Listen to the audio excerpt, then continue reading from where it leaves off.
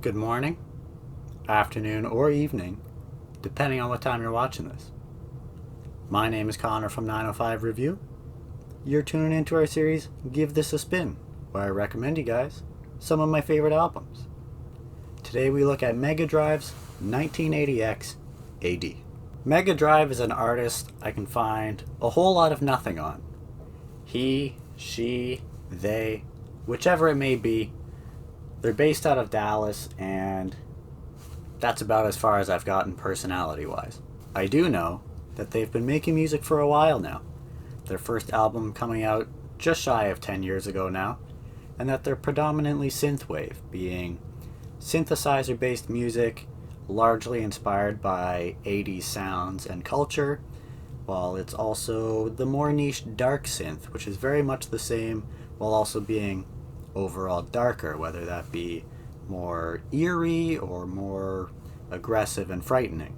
1980X AD, Mega Drive's fifth album in only a 2-year span, would be a great combination of both of these, being an album fit for an 80s action thriller or even a retro video game.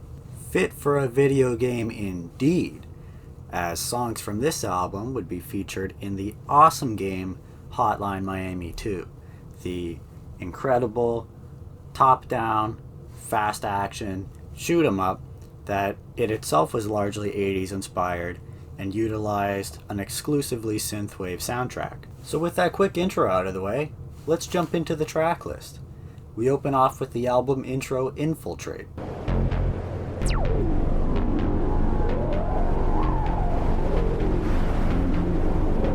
The sound of gusting wind is followed by a low repeating bass line synth, as the two would introduce a wailing guitar-like solo, which ends up creating a perfect transition into the high-octane acid spit.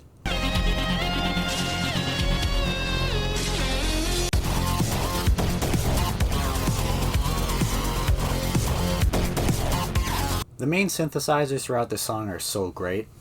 They're very grainy, and they give the song a very grungy and gritty feeling. Oh my god, and the quick bass drum fills, damn, they make the song hit.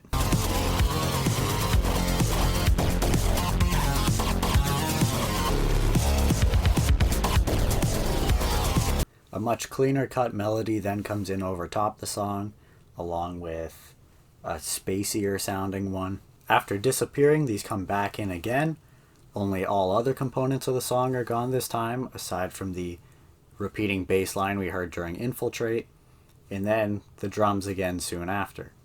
This does a great job breaking the song down so it can rebuild itself up piece by piece. Maybe what I love most about the song is that it starts off full force from the very first millisecond, because of that segue from the album's intro.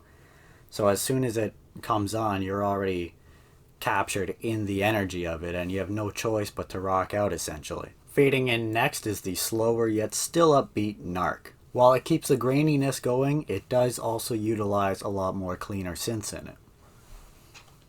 Have I always had this big a forehead, dude? What the hell?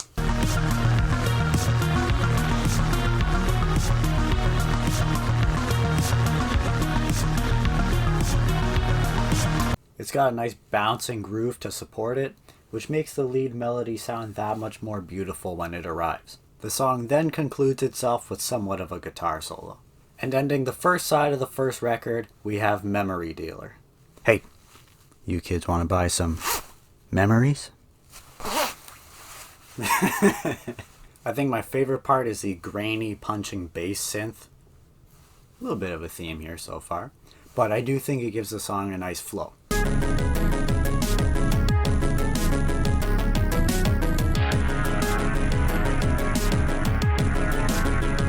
The rhythm and the first lead synth to come in don't really do a whole lot for me, but the next two that arrive, the higher pitched one and the more plucking like one, are nice touches to the song.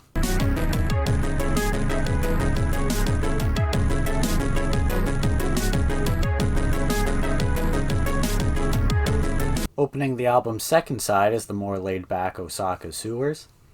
It probably has a surprisingly high BPM, just based on how fast the bass is to it, but all other instruments have a bigger gap in between notes, giving it a more chill vibe.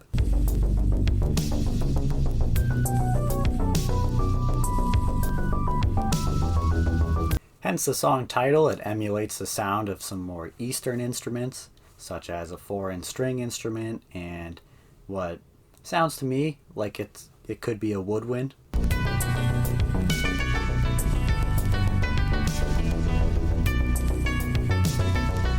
The 6th track, Exoskeleton, has some mechanical whirring before the main groove comes in, and it's a nice one at that. It's also got this, I don't know, like rustic, stale guitar sound that I'm a fan of. Only thing is I wish it played a little faster.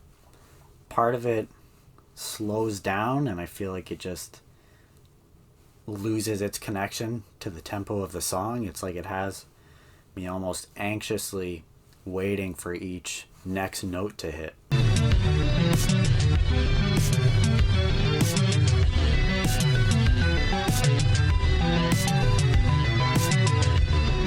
While this synth picks up the pace in a more solo-like section, at this time it also abandons the melody it employed in the more chorus-like section, which is what I really enjoyed about it. Overall, still a pretty good component to a pretty good song though. This then brings us to the very cheesy slasher flick titled Murderlism. Let me tell you, Mega Drive certainly has their formula down. Crunchy bassline synth, big 80s sounding drums, setting the way for a higher pitched, beautiful melody over top of it. And I mean, it's a pretty good blueprint.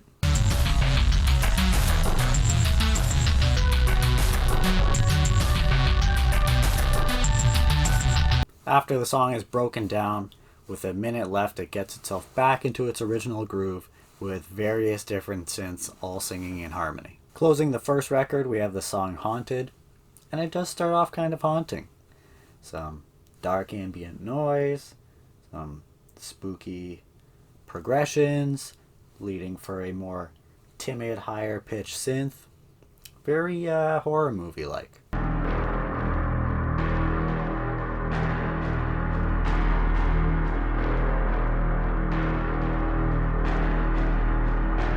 After this minute-long scene setting, the song then transitions from being more soundtrack-like to more typical song-like.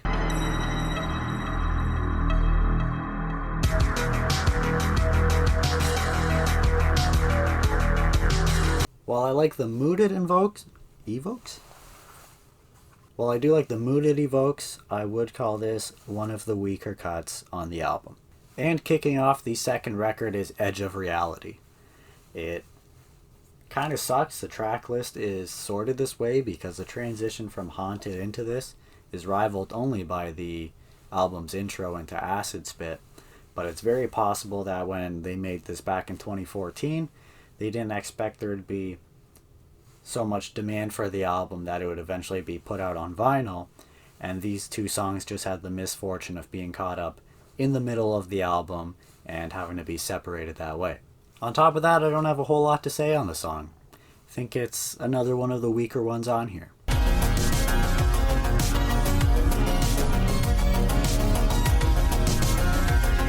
This is followed by Video Stalker, however, which may just be the grainiest track thus far, which is really saying something.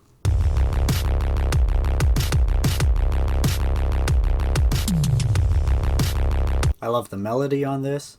It's kind of spooky while also being kind of rocking, and all the higher pitched synths that come in one by one just add that much more texture to it.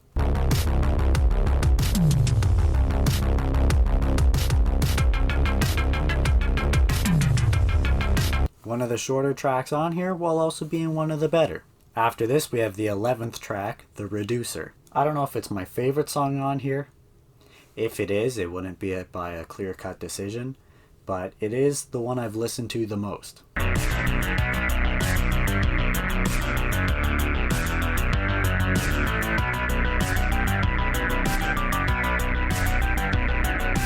The sound design throughout is incredible. I love all the synths on here. The descending melody is so beautiful. And not that it's the only song on here to do it, but the overly 80s drum sounds are so fun.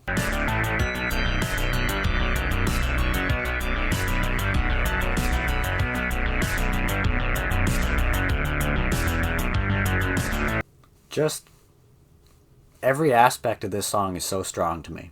And closing side C of the album is Slumlord.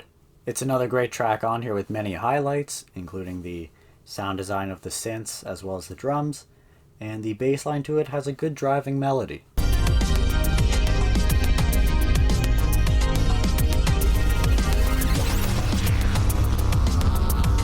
And the song then ends with a more plucking-like synth to lead the fade out. Finishing a real strong 4-song stretch of the album is 0 Point Non-Response. It starts off slow and moody as synth after synth joins in to really create this driving, inspiring feeling.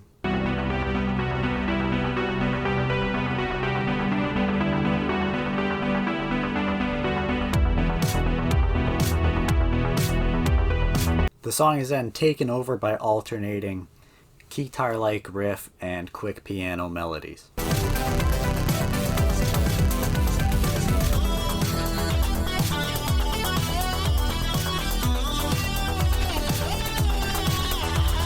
Closing out our album, we have Only One.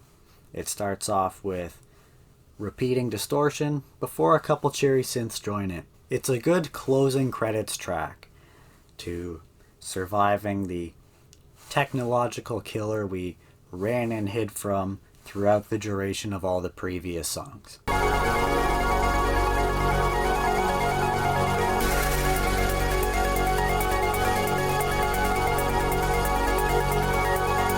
Everything then fades out as a lone piano, not a synthesizer, carries out the song's conclusion. While its inclusion on the album is good for a happy ending, if you want to think of it like a story that way, I'm much more partial to the darker and eerier songs on here. But yeah, I guess it is kind of movie-like how they want to wrap it up with a feel-good ending to send you home satisfied, whereas albums typically save the bottom of the track list for their slower-paced, potentially sadder songs. Is the nightmare really over, though? After 2 minutes of silence following the song's conclusion, we're left with some moody ambience and unsettling sound. This ends with the distortion getting louder and louder until it all just abruptly cuts out. What does this mean? What's it supposed to fade into? It doesn't fade into anything. It doesn't fade back into the start of the album. What does it mean, Mega Drive? 1980X AD was released back in 2014, and I'm a fan of Mega Drive, obviously, hence the video. And when I heard that this bad boy was coming out on vinyl, you bet your ass I bought it right away. On a limited edition blue vinyl, no less. Shout out label Fixed Neon, because maybe the best part of the sleeve is they're printing at the bottom of the backside. Unauthorized reproduction of this recording is strictly prohibited by federal law, but that probably won't stop you anyways. Mega Drive has a decent online following. It's not like they're a household name or anything, but YouTube videos will get hundreds of thousands of views. Got 132,000 monthly listeners on Spotify, no big deal. And they're pretty well known in the synthwave fandom. While they have released 6 albums since, this remains their most popular one, which I can only imagine comes from its songs being included in Hotline Miami 2, those being Acid Spit, Narc, and Slumlord.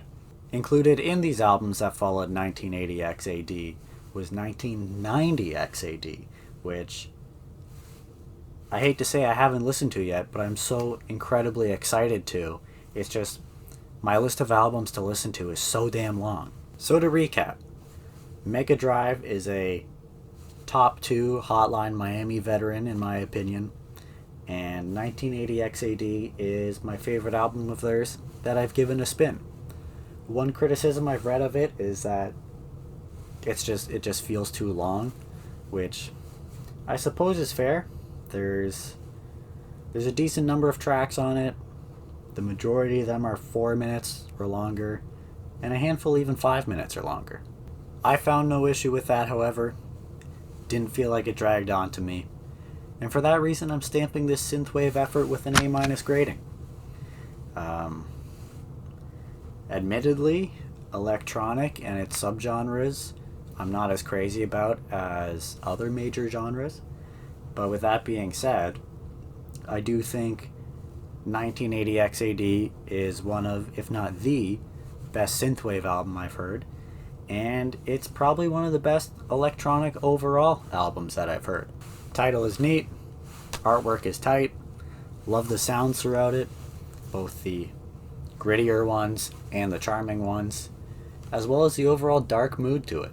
There might not have been a whole lot of A+ songs on here, but there also weren't many in terms of weak ones. There wasn't a whole lot of deviation from the best track to the worst track, giving it a pretty high average song grading.